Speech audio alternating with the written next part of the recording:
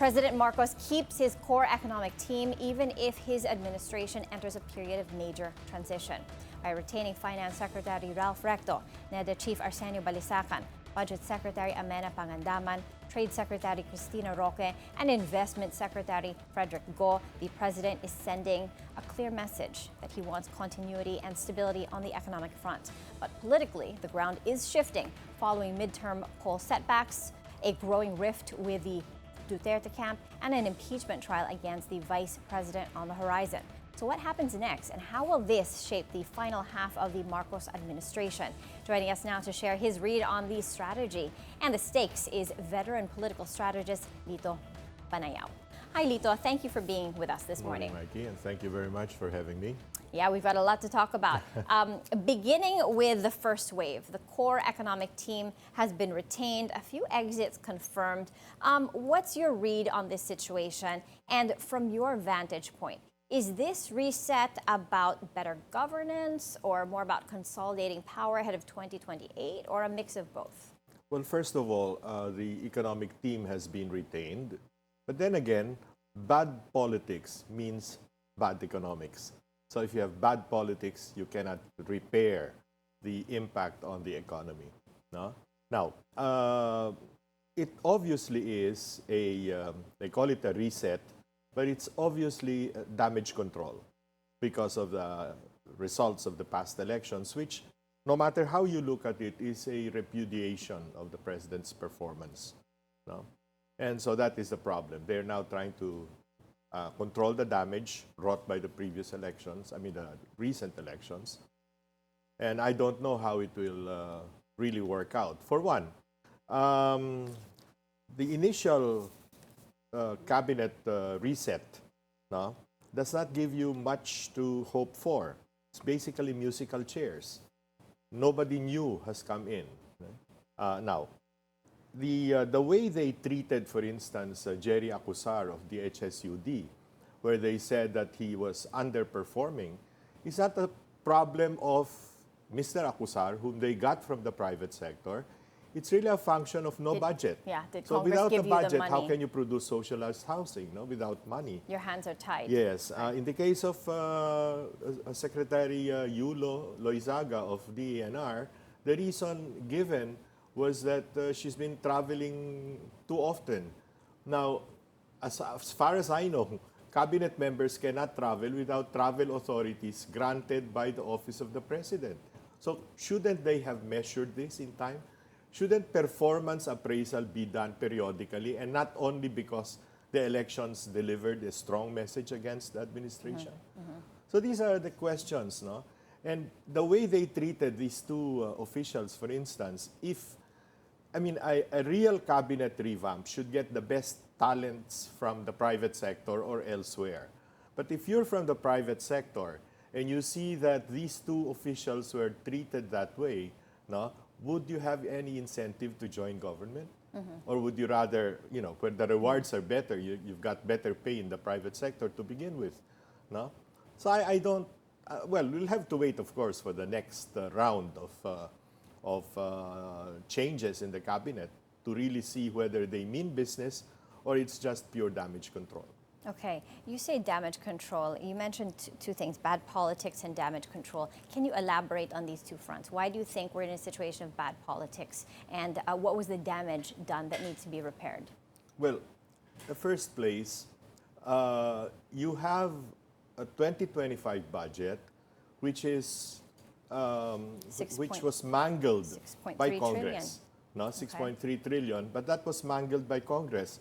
From the National Expenditure Program, which is called the President's Budget, they simply allocated it to their ayuda, their pork barrel entitlements and everything. No?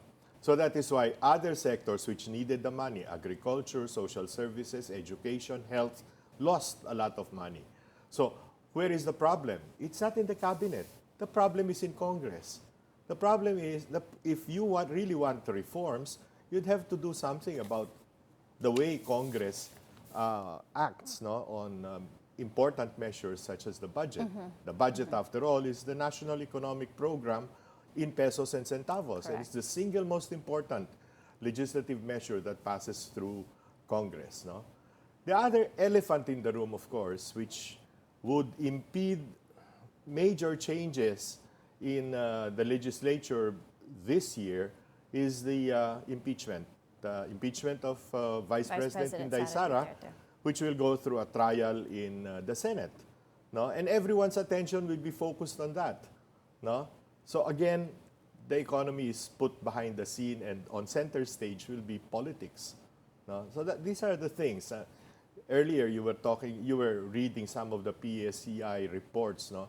For the past year and a half, maybe even 2 years, it's been moving sideways. No? Yeah, longer than that. Yeah, longer than that. No? So do we expect any changes over the next year or two before the president's term expires?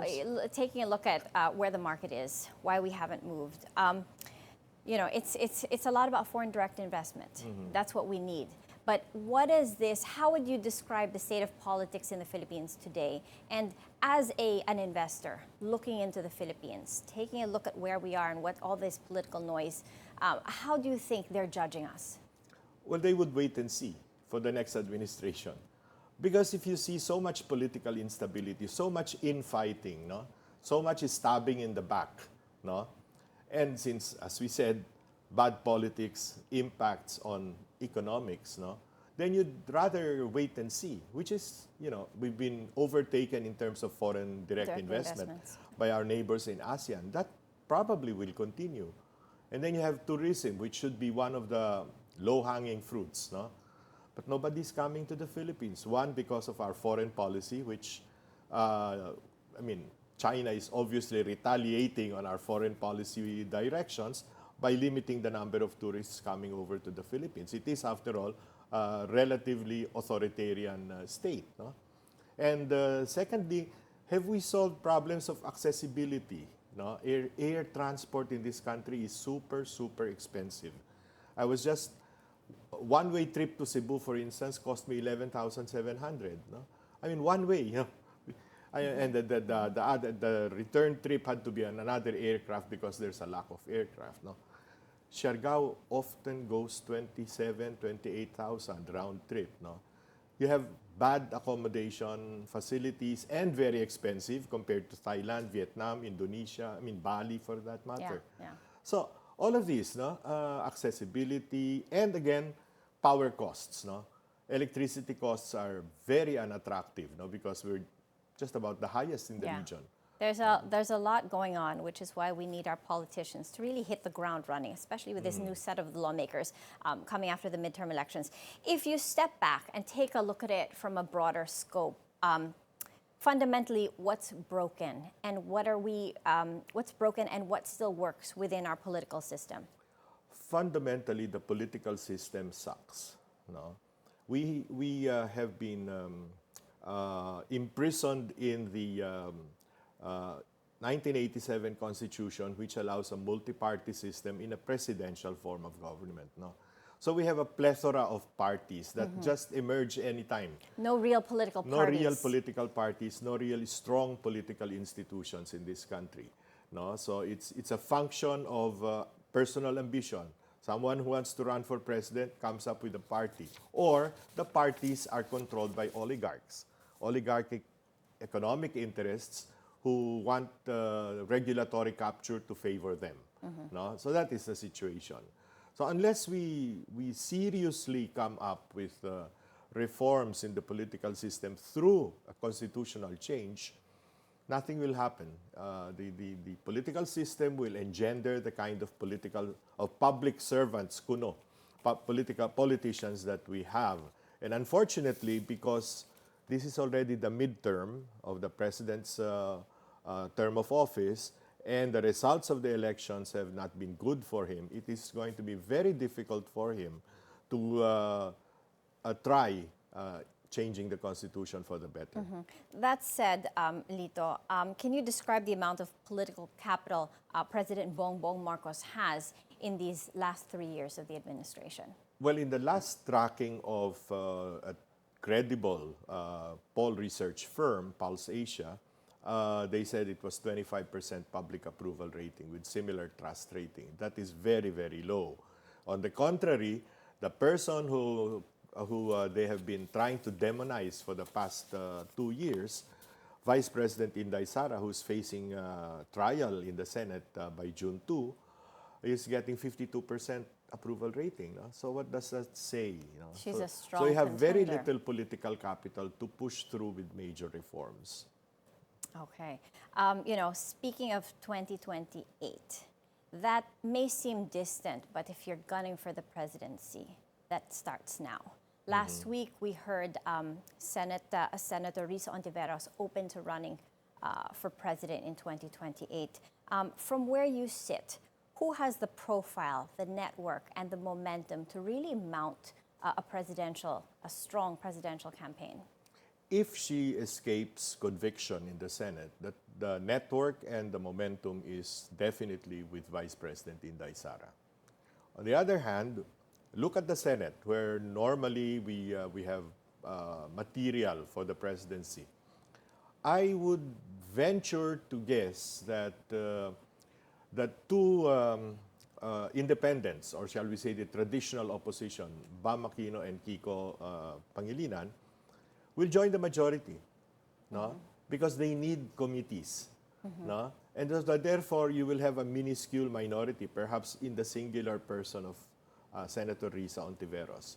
Bam, because he would want to push through his advocacies in education and youth and education, and Kiko would want to push his advocacy on food security and agricultural productivity. Without a committee, because you're in the minority, you cannot push those advocacies. Pushing that envelope even further, Lito, do you think that VP Sara Duterte will be impeached? Right now, the numbers suggest that she will not. 552. Yeah, in a program also here in Bilyonaryo during the election countdown, I said that my count was she has 11 sure votes. And all you need is 9. No? But that would depend, of course, on how the evidence is presented, no? In the Senate by the congressional prosecutors. No? But then again, you have, shall say, a monkey wrench on the whole process. No less than the campaign manager of Alianza, Congressman Toby Tiangco, said that he was against impeachment, that the impeachment was ill-timed, it was rushed February 5 when Congress was about to recess. And thirdly, that it was tied up to the releases of 4 conditional allocations. So that throws not only a legal problem, that also throws shall we say, a moral problem. Does it mean that the congressmen who signed 215 of them within 8 hours, did they read the articles of impeachment? And 2, were they bribed to sign? Or were they promised allocations to be able to sign as fast as that? Well, it's with the Senate now. She's a strong contender for 2028. Unless this is derailed by a conviction, who else do you think could emerge? Should VP Sara be out of the running by a conviction, who else could emerge as a strong contender for president? Well, of course, you have that well-known brand, recently well-known brand called the Tulfo brand. No? So probably Rafi Tulfo, no? The older brother of Erwin, would probably be considered a presidential contender. But I would wish also that some genuine reformists who have shown managerial capabilities, someone like Mayor Benji Magalong of Baguio, could up his national profile together with other well-known and credible politicians. Like, for instance, Vico Soto is too young, no, to go for the presidency in 2028, but his term is expiring. He could probably aspire for the Senate, and you would have a good new voice in the Senate. No? So these are, all of course, is in a flux. No? Right now, there isn't much to hope for in terms of who's going to be president in 2028. It's 3 years to go. Given the composition of our lawmakers now, when you saw that final Senate lineup, what was your initial reaction, and what do you think that says about where we're headed these next 3 years? It's going to be rather contentious again in the Senate, no? Because definitely, no matter how you slice it, no, the president's candidates fared badly, especially when you consider that his candidates were well-known brands. Lacson, Soto, Tulfo, Cayetano, these are well-known political brands. And you have the PDP Laban slate, which was, except for Bongo and Bato, generally unknown. Now you have a Marcoleta seizing number 6, I think, or number 7. No? And you have two outliers, Camille Villar and Aimee Marcos, who obviously will be going through to the opposition side. No? Yeah. Talking about the Magic 12, Okta and Pulse Asia projections were kind of off. Was the ground changing too quickly for the surveys to catch up, or was there something essentially missing in the surveys? Why did we not see what was coming ahead? Well, my reading of it is first, Bam and Kiko stuck to their message, which is always a good thing when you're running for a national office. No? So while everybody was talking about the ICC, about the impeachment versus oppressive tactics or abuses on the part of the administration, they were sticking to what we call the politics of the stomach and the issues that mattered to the people. No? Education, health, unemployment, food security, agricultural productivity. No? So they were able to capture the imagination of the young, especially, who were tired of the political noise. No? And secondly, I would think that in certain regional areas of strength, they fared very well. I would think that in Bicol, for that matter, where former Vice President Lenny is still a considerable political figure, they had strong support there. They had strong support in Iloilo, which is generally considered a yellow or bastion, no? So, and then they fared very well in the Lingayen to Lucena corridor. Okay, sir, going back to the revamp of this cabinet, you've been in this business as a political strategist for over 4 decades. You've advised former administrations. Who do you think should be in this current cabinet? And perhaps pushing it further, who do you think doesn't deserve to be there? Well, first of all, aside from the efficiency or the productivity of cabinet officials, what matters for the presidency is good communications. And let's face it, communications has been a massive failure under this president administration. 4 press secretaries in less than 3 years, and now a 5th press secretary is possible. No? You have a spokesperson who sometimes you wonder if it's the president's opinions or her opinions that is coming out daily. No? So that has to be cured, communications. And I don't know who they can think of to replace the present players in the communications department. Tourism is pretty bad. No? There are major issues that have to be considered. Accessibility, affordability of accommodations and plane fares, no? Infrastructure, so many things have to be addressed quite forcefully because it is a low-hanging fruit. Sayang. No? I think foreign direct investment will be in the doldrums no matter what we do. You have a good PEZA head. You've got a good BOI career official there. But then again, the push should really come from Secretary Derek Go and DTI Secretary Cristina Roque. No?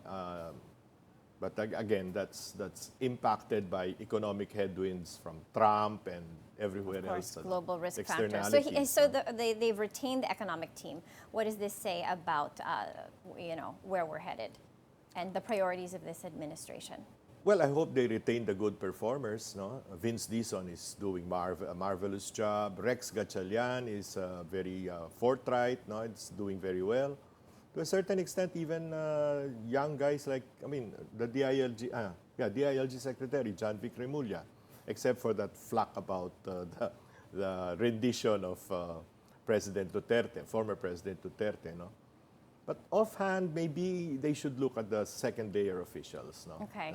Agency heads which matter, LTO, LTFRB. The things where daily, the things which impact on the daily lives of people. No? Okay, as we wrap up, sir, what message would you like to leave to the president and to this and whoever he selects to help him in his efforts to really shore up the next 3 years? Well, first, I think they should really try their best to get talents from the private sector. No, for the cabinet departments that impact directly on people and that could shore up the economy, they should try to harness private sector talent and not just do a musical chairs, a rigodon as they call it. Yeah. I Are there transfer one from specific the people other. from the private sector that you would like to see in the cabinet? No, sir? I can't